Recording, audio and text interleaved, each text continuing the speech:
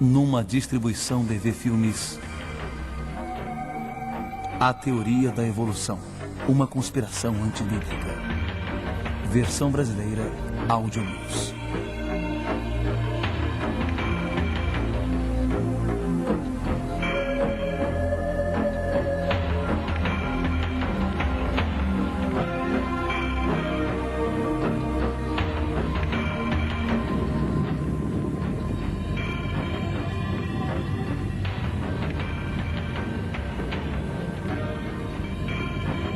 A controvertida pergunta de como a vida começou vem intrigando a humanidade há milhares de anos. Há duas escolas de pensamento. Uma ideia é a de que Deus é o criador da natureza, o criador e o governante do universo que criou cada espécie de vida existente na Terra com uma intenção deliberada. Tal ideia é conhecida como a ciência da criação ou o aparecimento repentino. Uma ideia oposta, predominante na sociedade atual e na comunidade científica, é conhecida como evolução. Ela afirma que a matéria inorgânica se transformou em vida de forma não intencional e foi se desenvolvendo com o tempo. Formas unicelulares progrediram para formar estruturas complexas pluricelulares, resultando no desenvolvimento definitivo do homem. Os princípios da evolução influenciam todos os aspectos de nossa sociedade. Em todo o mundo, museus famosos apresentam perspectivas evolucionárias. Parques nacionais e monumentos históricos se tornaram locais de exibições de informações evolucionárias. Revistas científicas, publicações geográficas e de história natural, livros infantis e programas de televisão apresentam a evolução ao público como um fato. Muitos dos filmes mais populares de hoje, parques de diversões e até mesmo seriais matinais, promovem ideias evolutivas para um público ávido. Livros, textos que desenvolvem teorias evolucionistas são leituras compulsórias para alunos de escolas públicas de primeiro grau, faculdades e universidades. A evolução se tornou o fundamento para a maioria das disciplinas científicas, incluindo a paleontologia, geologia, biologia e astronomia. O objetivo de muitos cientistas é o de eliminar explicações sobrenaturais e fornecer respostas naturalistas. Consequentemente, muitos têm que rejeitar a intervenção sobrenatural de Deus e a criação milagrosa.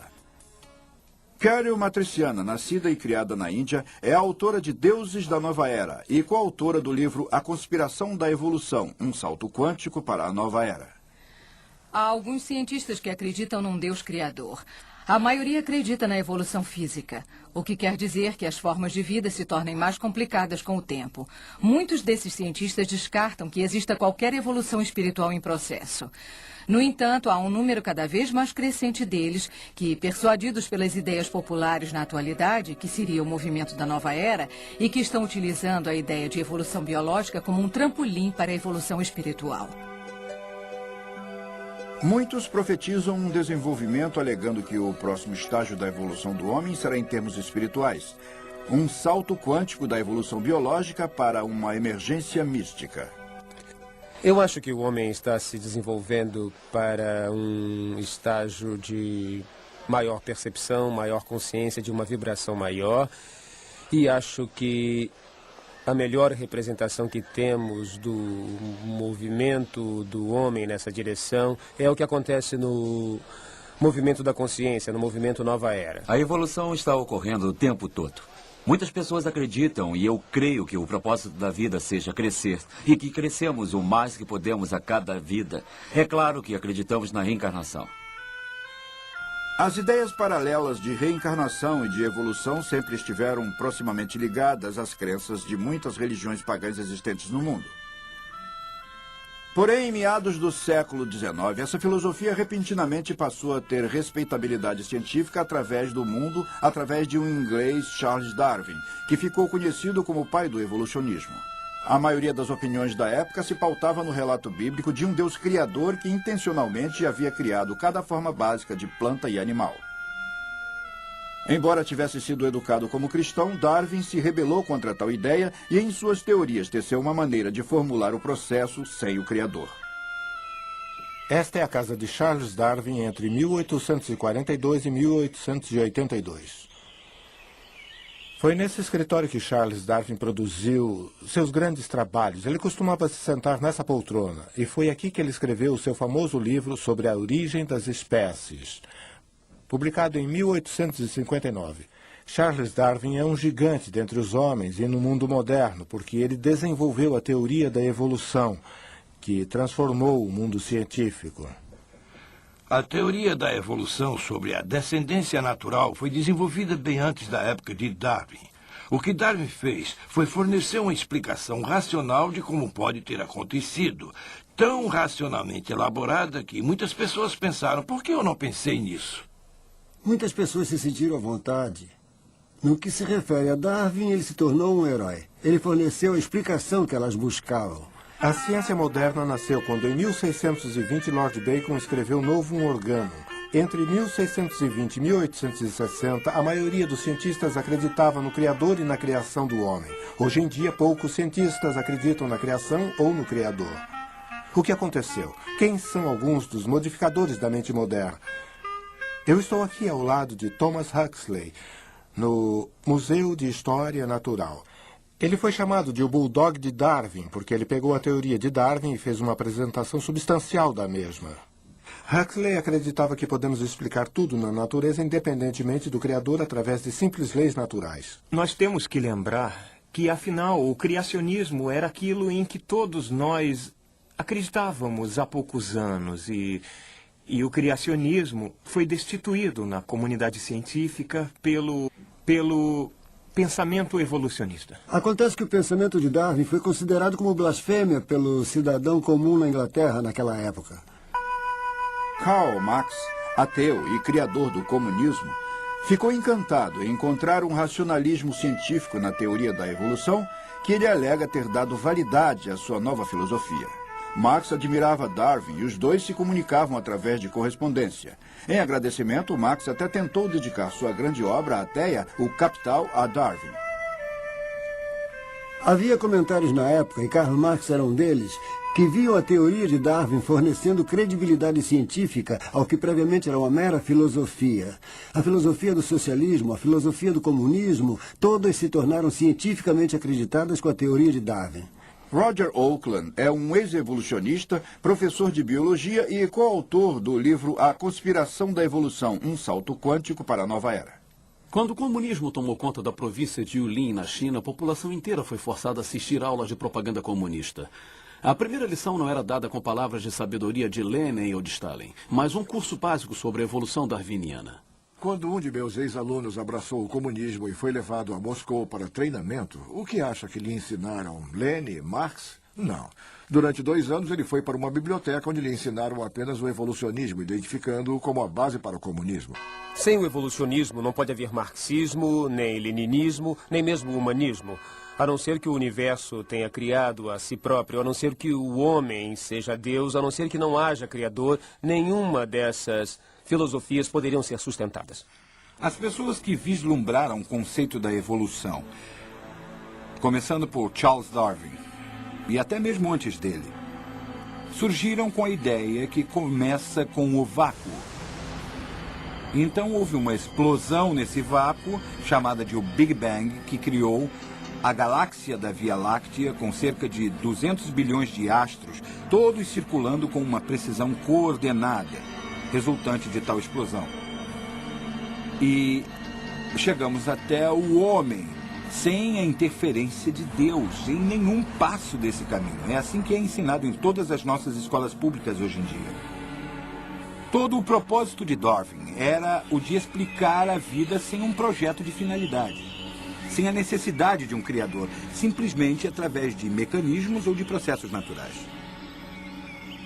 Luther Sunderland, ex-engenheiro aeroespacial e autor do livro O Enigma de Darwin. Mas o que é essa explicação materialista ou natural para a evolução? Ela diz que nos primórdios da Terra, nos oceanos, alguns elementos químicos se uniram e formaram espontaneamente a primeira célula viva. Porém, essa não foi uma manobra simples, porque o organismo unicelular mais simples que conhecemos tem em seus genes e cromossomas tantos dados quanto a quantidade de letras existente na maior biblioteca do mundo, 1 trilhão de letras. Nenhuma forma no mundo poderia organizar tantos dados assim através do acaso.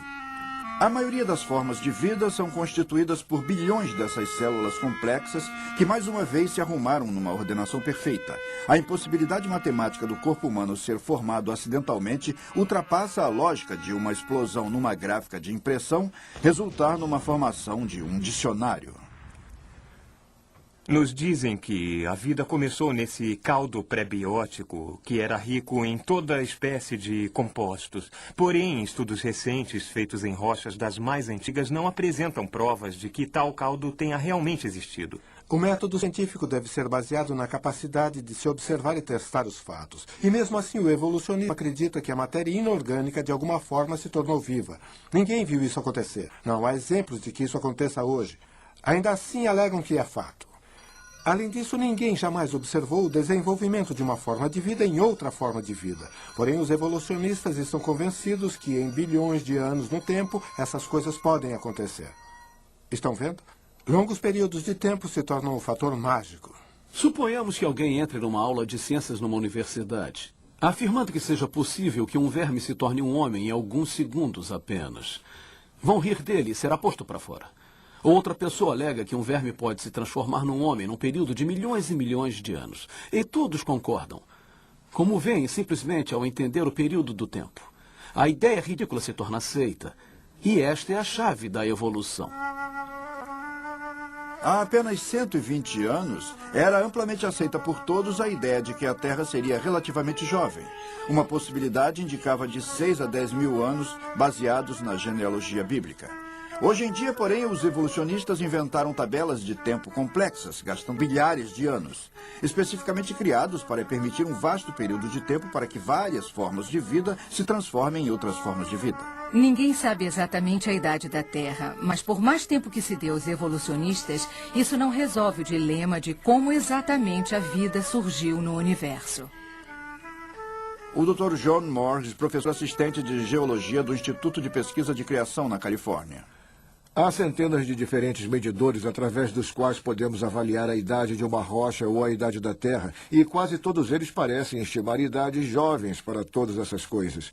Há, no entanto, uns 5 ou 6 deles que parecem estimar idades antigas. É interessante que meus colegas evolucionistas escolham sempre esses antigos. Tais datas foram substanciadas por métodos tendenciosos, como a avaliação da idade por radiomedição métrica. Apresentados como confiáveis, os resultados dessa avaliação são descartados se não concordarem com a de evolução pré-concebida da tabela de tempo.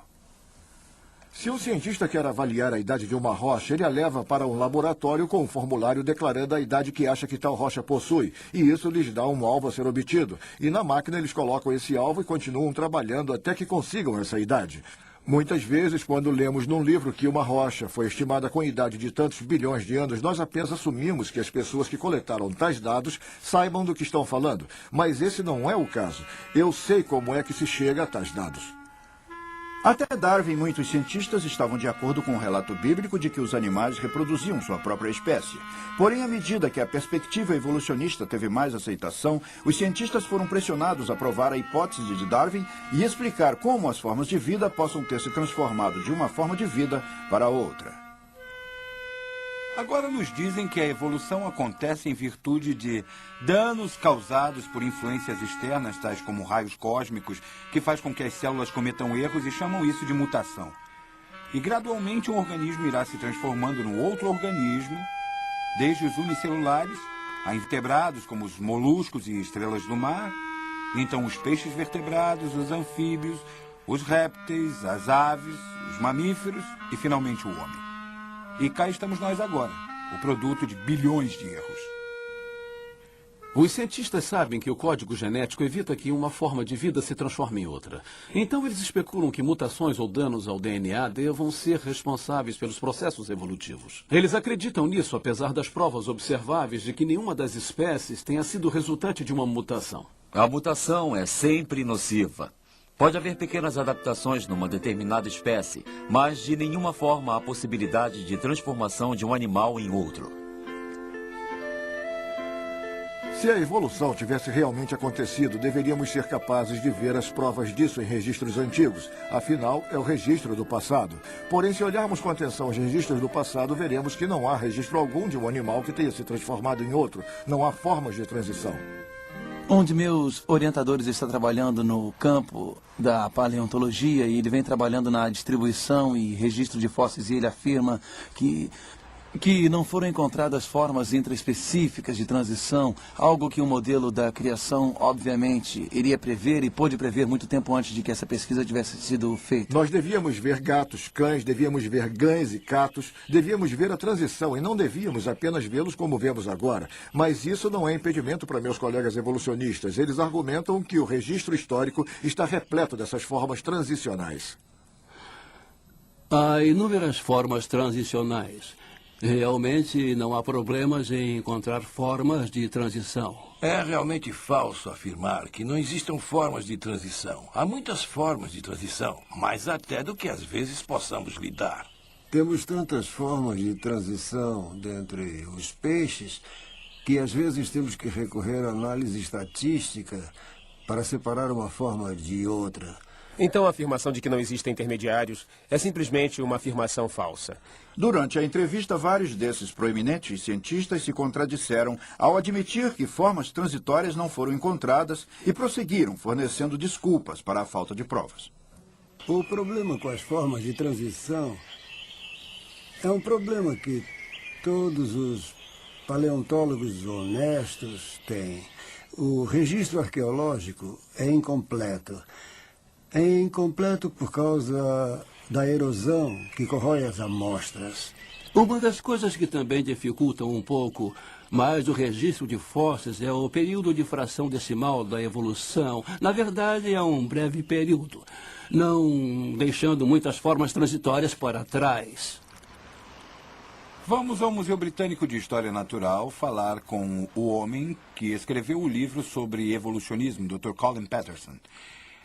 Eu escrevi ao Dr. Patterson perguntando por que ele não havia colocado uma única ilustração de alguma forma intermediária ou duelo de ligação em seu livro sobre evolução. Dr. Patterson, que agora tem cerca de 7 milhões de fósseis em seu museu, disse o seguinte ao responder à minha carta. Eu concordo inteiramente com seus comentários relativos à falta de ilustração de formas de evolução transitórias em meu livro. Se eu soubesse de algum fóssil ou de alguma forma viva, eu certamente teria incluído no mesmo. E adiante ele diz, e eu afirmo que não existe um só de tais fósseis através do qual alguém possa criar um argumento definitivo. Desde tempos de Darwin, os evolucionistas têm buscado constantemente provas vitais contendo fósseis para fundamentar a ideia de que as formas de vida tenham se desenvolvido. Até mesmo Darwin admitiu que especulação sem valor, sem a validação através de uma prova de fóssil do período de transição. Colaborando com os evolucionistas, companhias de petróleo escavaram poços através do mundo, examinando camadas da Terra a profundidades que atingiam 8 quilômetros.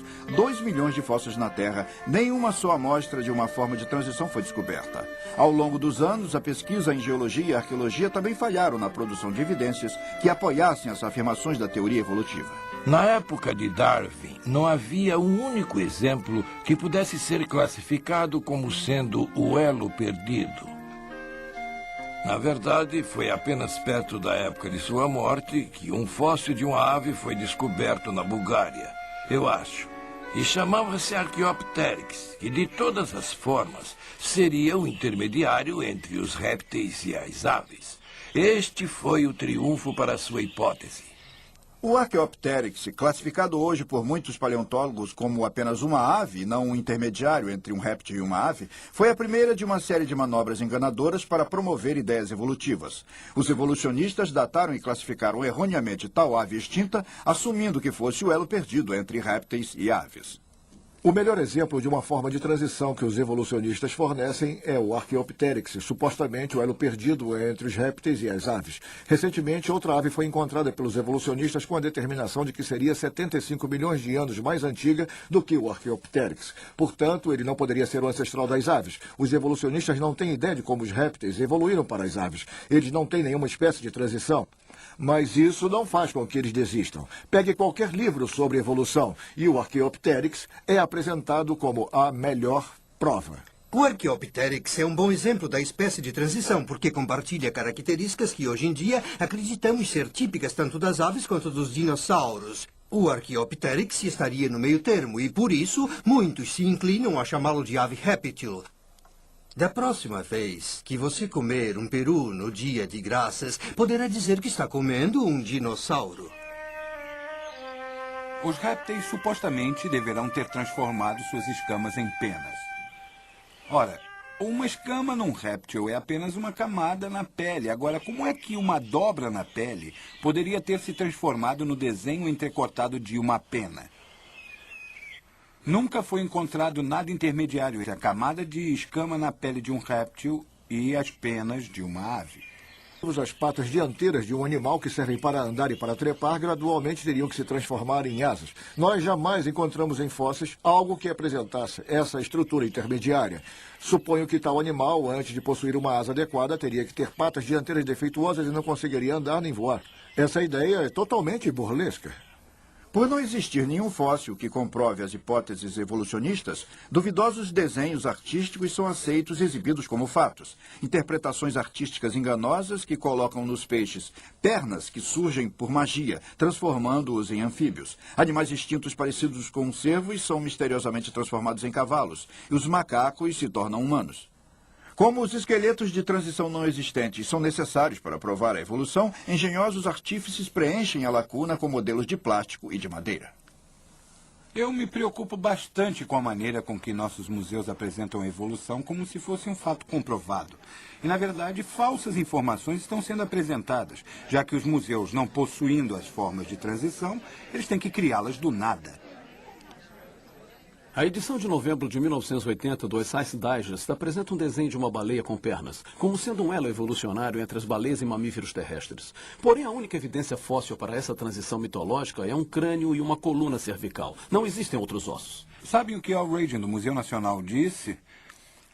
Você só está limitado pela credulidade de sua plateia e sua própria imaginação para criar essas histórias de inventar o que mutou de quê para quê e quais foram as espécies intermediárias.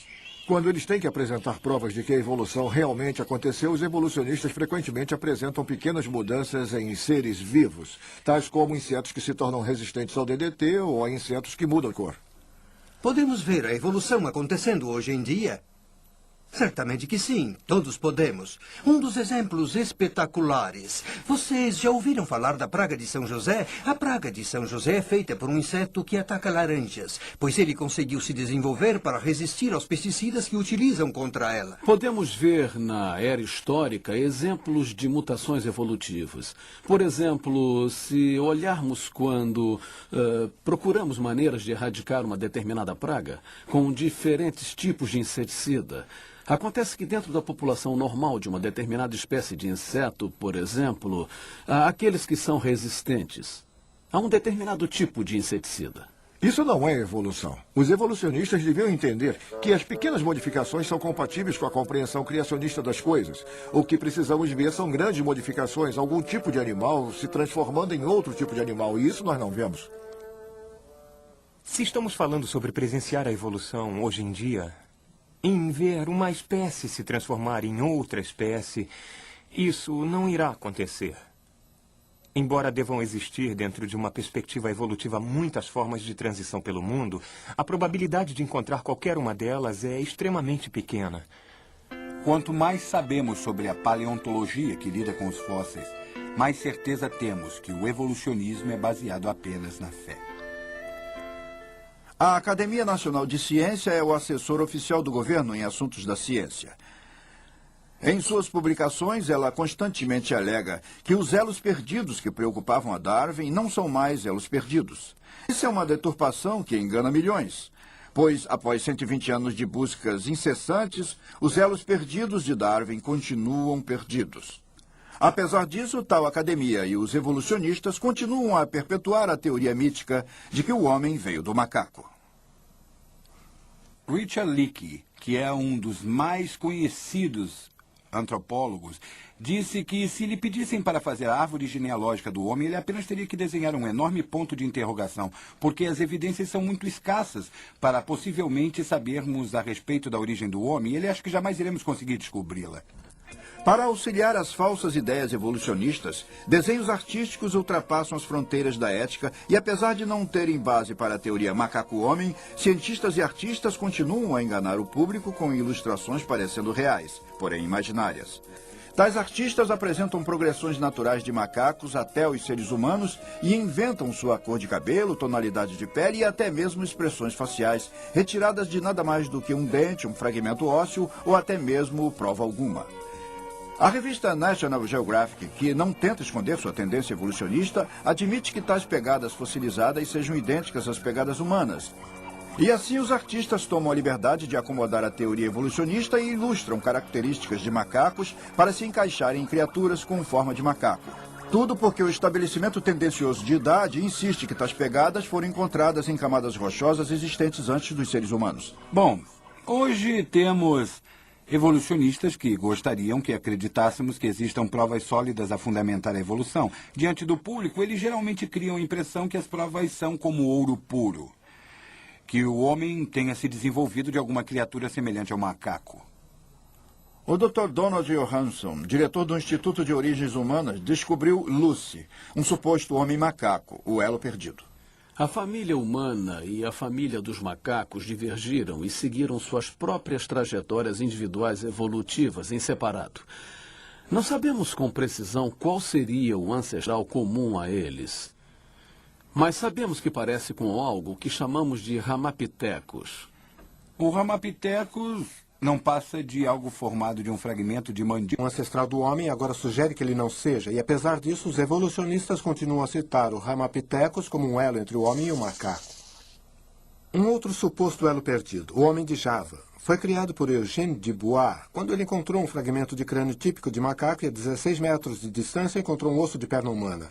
Pouco antes de morrer, Dubois confessou que ele também havia encontrado 2 crânios humanos na mesma ocasião e admitiu que o fragmento de crânio pertenceria ou não a um suposto homem macaco. O Homem erectus é melhor conhecido como o Homem de Java. E foi nesse estágio do desenvolvimento humano que eles começaram a usar grandes machados de mão. O cérebro se expandiu em mais de 1000 cc. As proporções do corpo se desenvolveram similares às nossas. E estávamos a caminho de um desenvolvimento na escala, inclusive no caminho do ser humano moderno. Esse boato ainda é aceito pelos evolucionistas hoje em dia e é apresentado ao público como o verdadeiro elo perdido.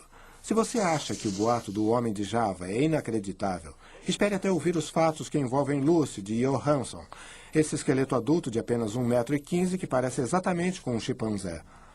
Lucy foi encontrada em 1974 e às vezes eu me refiro a ela como a mulher que balançou a árvore genealógica do homem, porque ela representa para nós o mais antigo esqueleto completo que temos de qualquer ancestral humano e conhecido pelos antropólogos.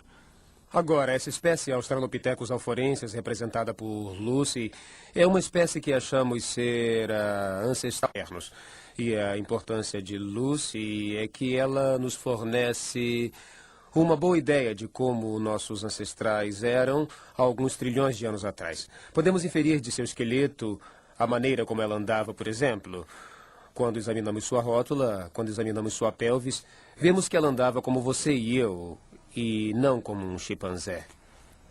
Johansson disse que, apesar de ser uma criatura muito parecida com o macaco, ela andava muito bem de forma ereta. O chimpanzé pigmeu de hoje em dia anda pela floresta tropical de forma ereta quase o tempo todo. Isso não prova nada. As únicas características de Lucy que dão uma pista de uma postura ereta são os joelhos e as articulações da bacia. Dr. Charles Oxner, com uma análise por computador, concluiu que as alegações de Johnson a respeito da bacia são infundadas e devemos explicar que o joelho nem foi encontrado com Lucy. Esse osso do joelho foi encontrado a mais de 1,5 km numa profundidade de mais 60 metros do que os outros ossos. Ela está mais próxima de representar aquilo que as pessoas comuns denominam de o elo perdido do que qualquer outro fóssil que tenhamos encontrado na África.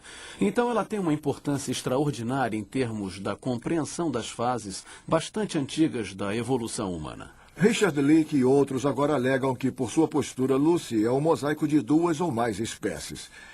Isso não é engraçado. O que é engraçado é que eles afirmam que o criacionismo não é científico. O próximo na escala é o Homem Piltdown. É o caso onde um crânio humano foi colocado juntamente com uma mandíbula de orangotango para que a mandíbula pudesse parecer de alguma forma humana. Os dentes eram em serra. Acabou sendo pura fraude. O homem de Piltdown foi uma fraude proposital e enganou os maiores evolucionistas do mundo simplesmente porque eles queriam acreditar muito que houvesse alguma prova para a teoria da evolução. O homem de Neandertal foi originalmente encontrado no Vale de Neandertal, na Alemanha. Essas criaturas, quase todas elas parecem bem modernas, porém algumas delas, umas 2 ou 3, tinham uma artrite. Eles haviam reclassificado os Neandertal de uma espécie separada e os tinham colocado no caso de como um porco fez com que um evolucionista fizesse papel de símio. Eu acho que o homem sempre foi o homem. A evidência científica demonstra isso e, portanto, é bastante consistente com o relato da criação, como é apresentado no livro do Gênesis. Nos bastidores e, ocasionalmente, quando fala de maneira bastante discreta, o evolucionista afirma que realmente não há provas de que o homem tenha se desenvolvido a partir do macaco.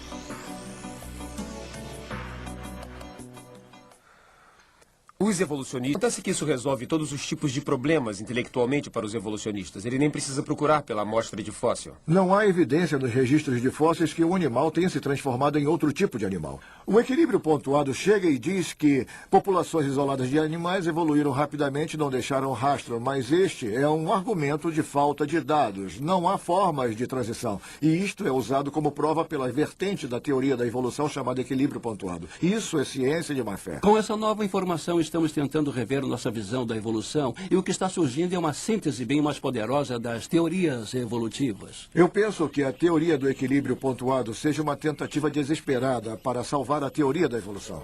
O equilíbrio pontuado, enquanto tenta explicar a falta de formas intermediárias entre espécies vizinhas, negligencia tocar na verdadeira indagação. Por que não há transição entre as principais categorias de formas de vida? Uma resposta extraordinária foi fornecida pela teoria do monstro esperançoso, de Goldsmith. Quem acreditaria, por exemplo, que um réptil coloque um ovo e que uma ave saia do ovo, como Goldsmith afirmou sobre sua teoria quando ele surgiu com a ideia? Estamos retrocedendo às fundações dos princípios evolucionários e avaliando novamente como o mecanismo de evolução ocorre. Infelizmente, eu acho que um certo número de pessoas que não pertencem ao campo da ciência, mas que lidam com a evolução, interpretam isso como uma forma de lançar dúvidas sobre o que chamo de fato da evolução. O que isso nos diz é que os evolucionistas estão com medo.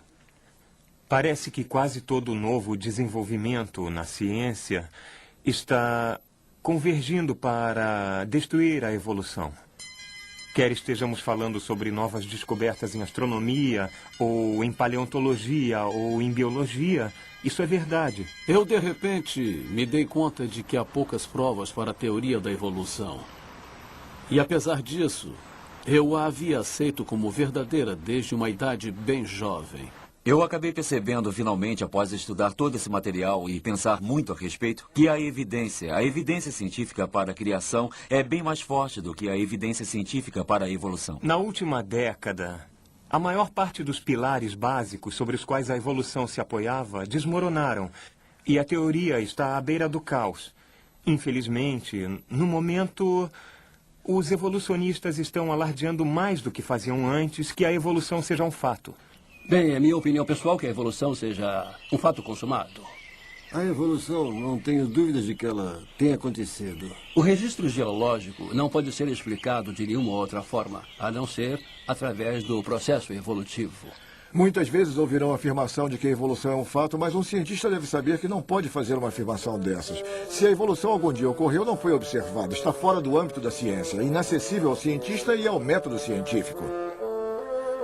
Muitos evolucionistas surgem com teorias muito bizarras. Parece que eles reconhecem que a evolução não faz sentido em termos científicos. E parece que são forçados a surgir com essas ideias incrivelmente imaginativas.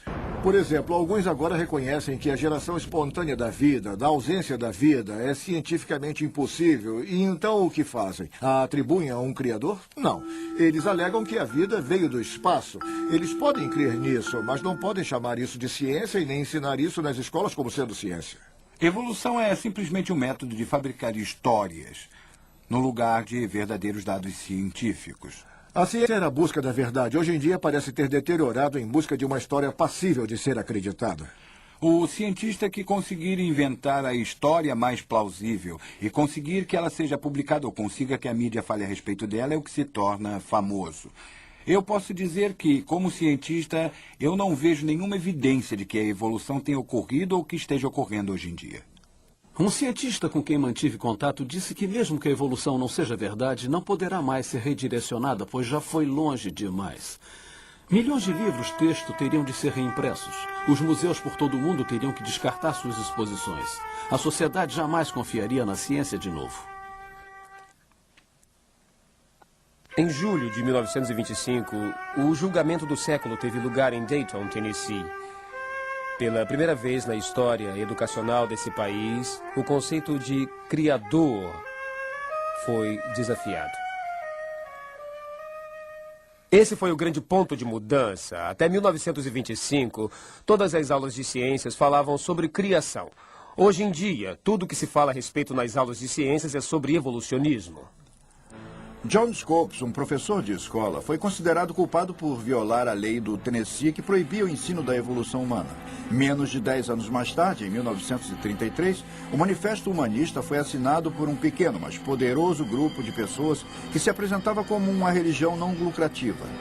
A religião deles era o humanismo e ela foi impulsionada através do sistema educacional por seu fiel seguidor John Dewey, um socialista e o primeiro presidente da Associação Humanista Americana.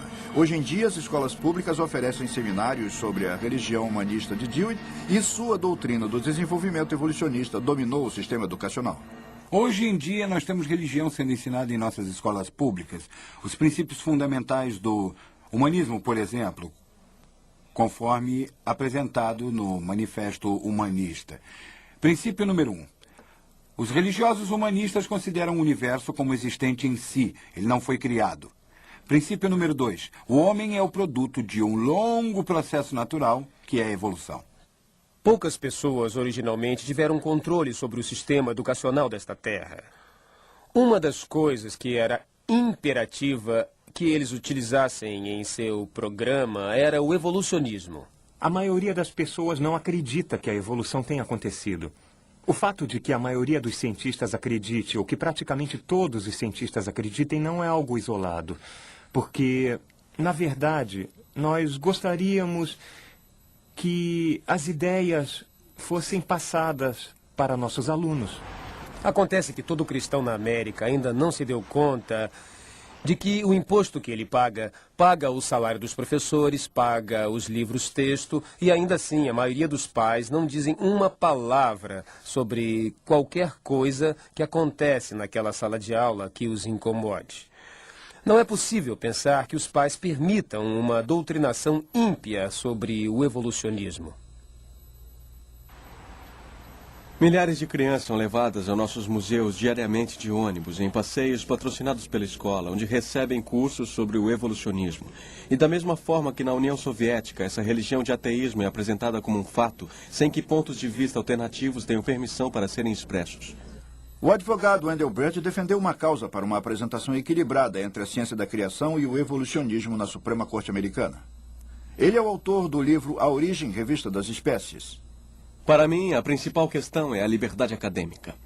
Porque ninguém está querendo excluir o evolucionismo das escolas públicas enquanto ensinam a teoria da criação. Eles, ao invés disso, os evolucionistas tentam excluir as alternativas. Enquanto, em geral, pregam o ensino exclusivo do evolucionismo.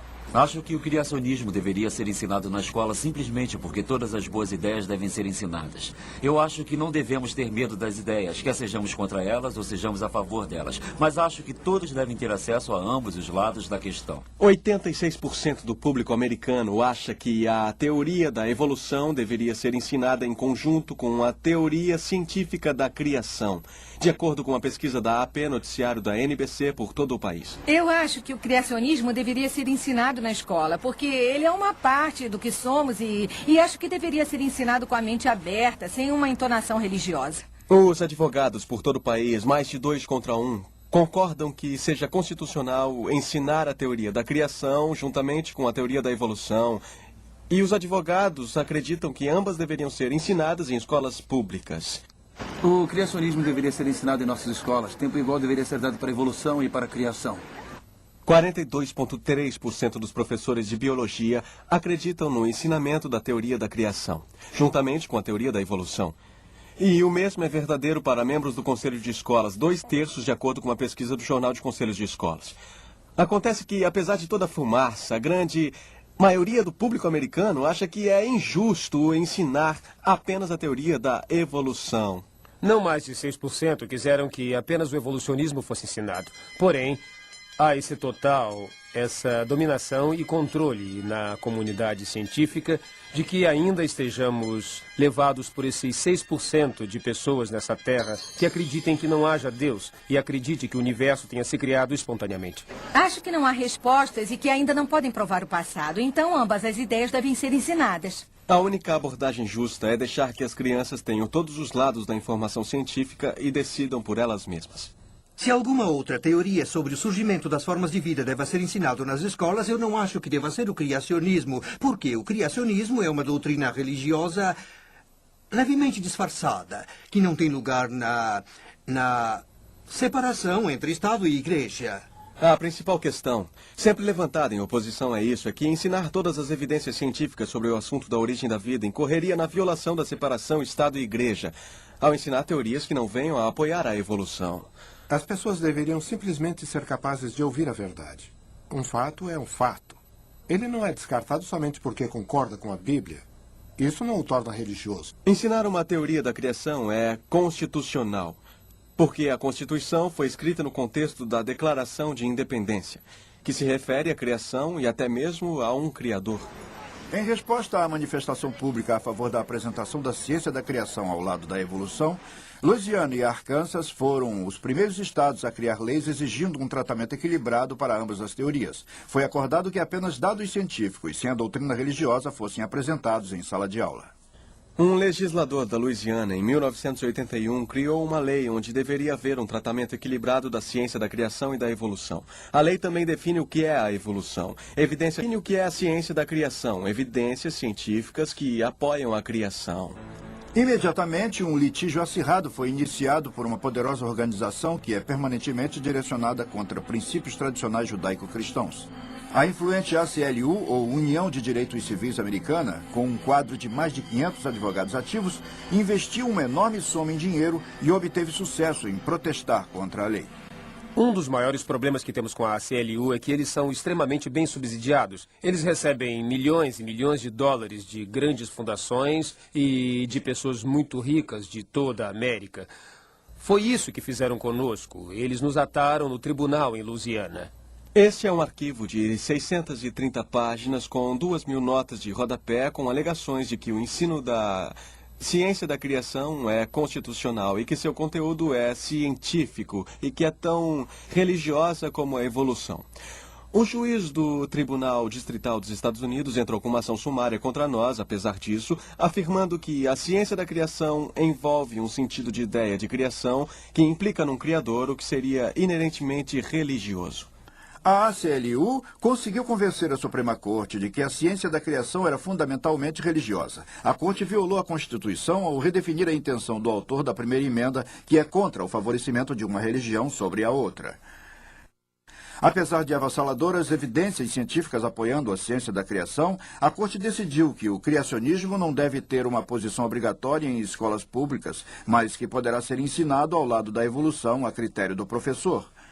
O jornalismo irresponsável e caluniador rotulou o caso de religião contra a ciência e, de forma convincente, influenciou que a ciência da criação havia sido banida das escolas. A Suprema Corte Americana não disse que o ensino da ciência da criação seja inconstitucional e reafirma o direito dos professores de ensinarem todas as evidências científicas sobre o assunto das origens, seja uma ameaça à ciência. Eu gostaria de mencionar várias organizações que hoje em dia ativamente tentam impedir que tal teoria seja ensinada em escolas públicas. Comitês de Correspondência, o Povo pela Maneira Americana de Ser, a Associação Humanista Americana, a União Americana de Direitos Civis, a Associação Americana para o Progresso da Ciência, a Academia Nacional de Ciências, a Associação Nacional de Educação, a Associação Nacional de Professores de Biologia e o Estudo Curricular de Ciências Biológicas.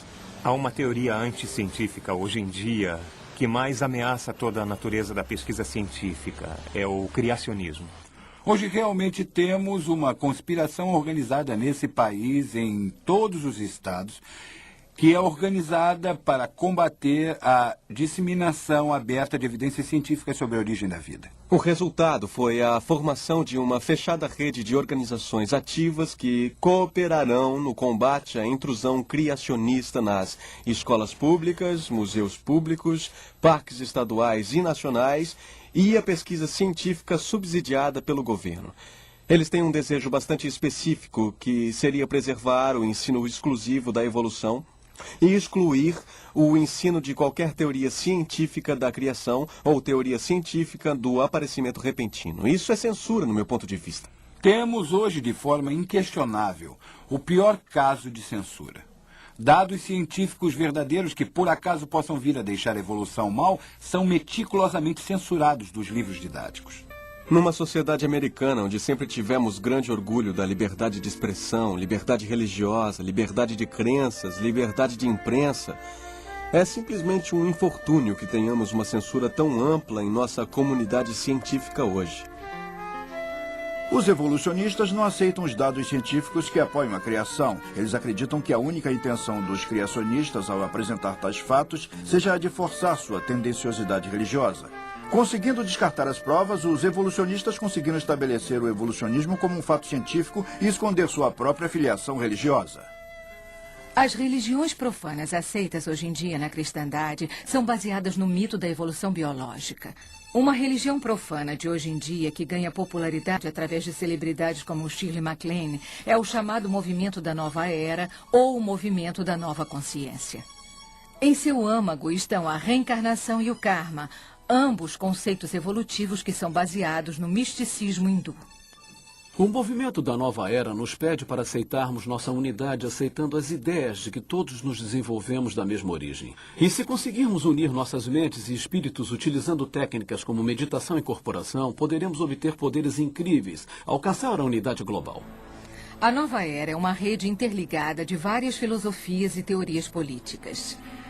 Seu objetivo é de promover a conscientização de uma unidade global de forma física e mística. Todos, desde Jesus Cristo até Adolf Hitler, seriam vistos como alguém com quem podemos nos identificar, já que somos um só.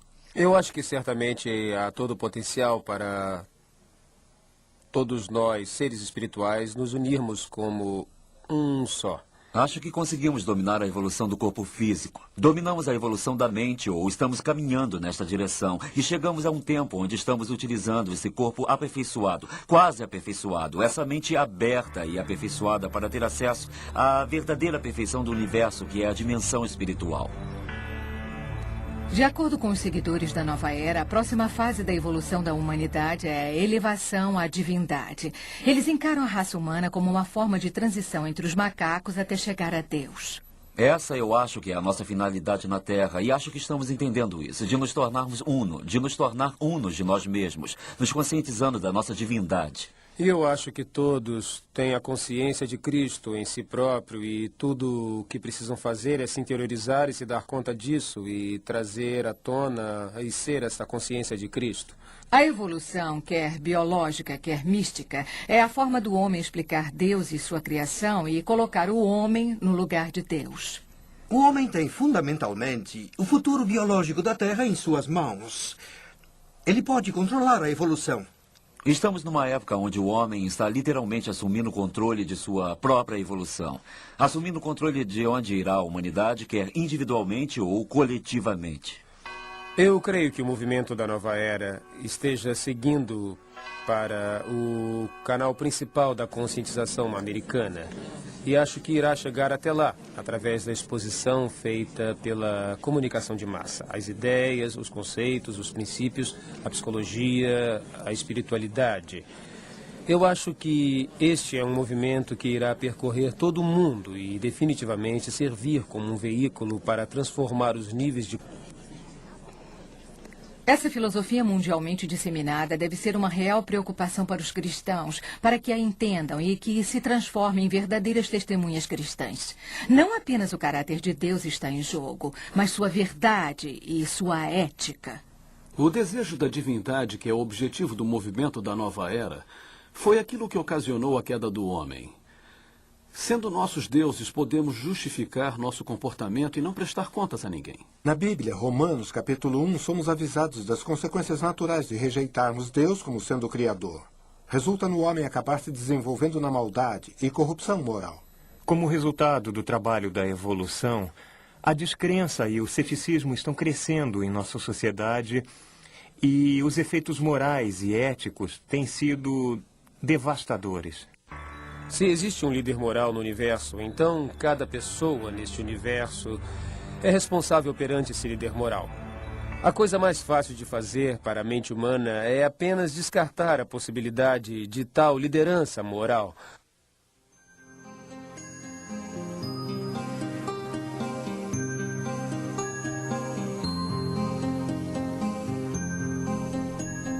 Adolf Hitler utilizou a teoria darwiniana da seleção natural, da sobrevivência do mais apto, para se livrar do que ele considerava a cepa inferior da humanidade.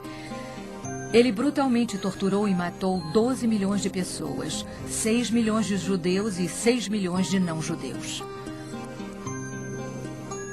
De fato, estamos fazendo a mesma coisa hoje com o aborto, a eutanásia e o infanticídio, livrando-nos daqueles que consideramos como seres não desejados. Desde 1973, apenas nos Estados Unidos, quase 25 milhões de seres humanos não chegaram a nascer, tendo sido mortos pelo aborto, o que corresponde a um bebê a cada 20 segundos. Se negarmos que o homem foi criado à imagem e semelhança de Deus, perdemos então a dignidade e o propósito da vida. Se concordarmos com as premissas evolucionistas de que não sejamos mais do que animais em desenvolvimento, então a humanidade perde todas as perspectivas morais. As pessoas não querem assumir responsabilidade por seus atos. Não querem que Deus os vigie. A evolução não passa de um caminho de laboratório que alguém segue para fugir de Deus. Eu parei de fugir e entreguei meu coração a Jesus Cristo. E os fatos científicos com os quais vinha me debatendo se encaixaram. Podemos escolher buscar as respostas na evolução ou podemos escolher considerar uma alternativa. Apenas olhem para a vastidão do universo, com suas galáxias, sistemas solares, os planetas, todos circulando com absoluta precisão. Há mais estrelas do que grãos de areia em todo o mundo. Pensem na complexidade da vida, a complexidade do olho, do ouvido, do coração ou mesmo do cérebro humano. Seria lógico assumir que isso ocorre por simples acaso? Ou será que existe um maravilhoso Criador que planejou tudo isso? A Bíblia diz que o homem não tem desculpas, porque à sua volta ele pode ver através das evidências da natureza o maravilhoso trabalho de um Deus Criador.